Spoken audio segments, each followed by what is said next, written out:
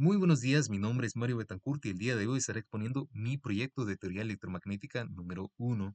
Entonces, como pueden observar, el proyecto consiste en dos partes. Una parte donde se resuelve un problema en valores de la frontera, que se obtiene, es algo así. Así. Y una parte donde se construye un trazador para el viento de imágenes. Entonces vamos a saltar directamente al programa, pues acá tenemos, vamos a explicarlo de inicio a fin. Va. Esta parte del programa cierra todas las ventanas que estén abiertas, o sea, gráficos y demás, para evitar saturar la pantalla de cosas. Posteriormente se hace una recepción de entradas.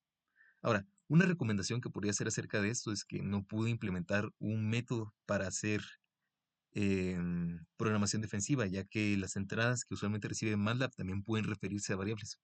Entonces, si da la casualidad, si yo me quiero pasar de chistoso y quiero meter acá, ingresa a la altura A, ajaja, entonces MATLAB lo interpreta como una variable y no como un texto. Entonces, mal.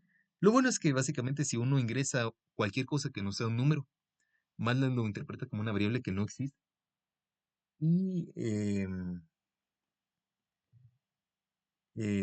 no continúa acá.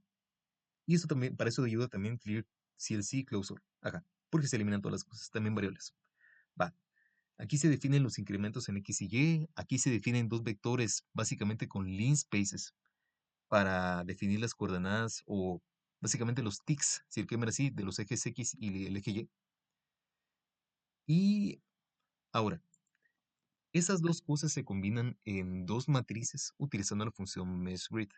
Meshgrid básicamente lo que hace es que toma los dos vectores y, por así decirlo, los barre hacia arriba y hacia los lados, pero copiando los datos que tiene cada uno de los dos vectores iniciales. Entonces, el resultado son dos matrices, una matriz X y una matriz Y. La matriz X tiene todas las coordenadas X y tiene dimensiones X de las dimensiones de X por la dimensión de Y. Y la dimensión Y tiene las coordenadas en Y en las filas.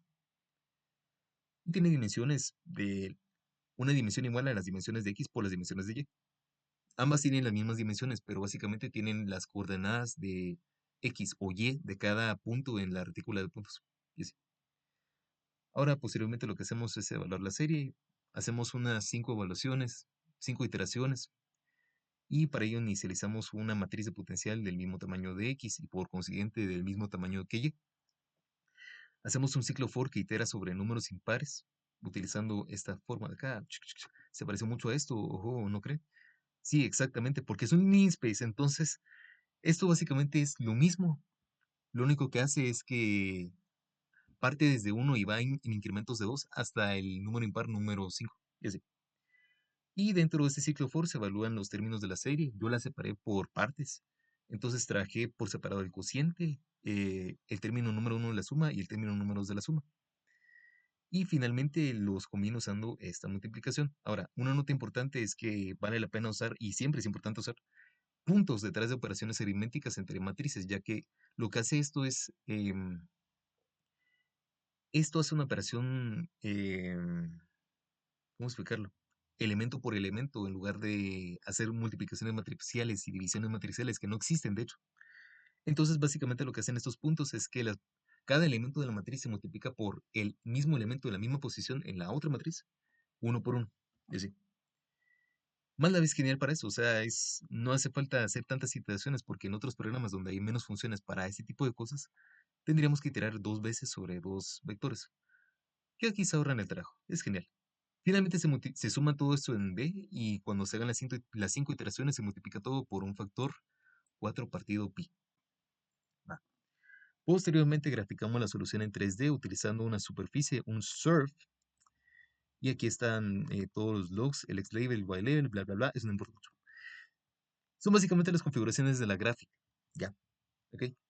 Ahora, posteriormente graficamos las equipotenciales, trazamos 20 líneas equipotenciales con un grosor de 1.5 y esto básicamente corta la gráfica generada anteriormente en 20 secciones transversales paralelas al eje Z. No, perpendiculares al eje Z. Ajá. Por último, lo más interesante, la adición adicional a este programa es que también calcula las líneas de campo eléctrico. Entonces, para ello utilizamos la función gradient, que sí existe en MATLAB, el gradiente del negativo del voltaje, bla, bla, bla, diferenciales. Y utilizamos la función streamSlice para graficar las líneas de flujo eléctrico en una gráfica. Lo superponemos con las líneas de equipotenciales y así es como podemos verificar de que esas líneas son perpendiculares entre sí, ortogonales, más bien. Va. Hagamos un ejemplo. Tenemos altura 1, ancho B 5, voltaje 100 menos 100 en cero y 100 en A. Va. Ahora acabo de recordar una observación muy importante acerca de esto, y es que la solución que se indica en el documento guía conduce a soluciones que están giradas 90 grados respecto al problema original. O sea, notes esto. El potencial es cero, es menos 100 en la frontera y es igual a cero y es igual a 100 en y es igual a uno. Debería ser al revés, pero no, así es la fórmula, o sea, no puedo hacer mucho al respecto, entonces así lo dejo. Va.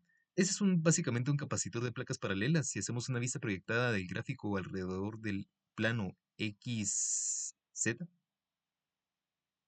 o YZ más bien, ajá, obtenemos una función que parece prácticamente una línea recta. Y eso conduce, obviamente, claramente conduce a líneas de flujo eléctrico que parecen uniformes. Como se puede observar, las líneas van del plano cargado más positivamente al plano cargado más negativamente y no se escapa mucho de los lados del capacitor. Y así es como funciona. Vamos a ver cómo vamos de tiempo. Vamos genial. Ok. La segunda parte del programa es un trazador del método de imágenes. Entonces, este lo hice con Turtle. Construí esta función para trazar líneas punteadas utilizando una instancia de la tortuga. O sea, si usted define una tortuga llamada Michael, usted puede aplicar la función sobre Michael específicamente utilizando TurtleInst igual a Michael. Ok.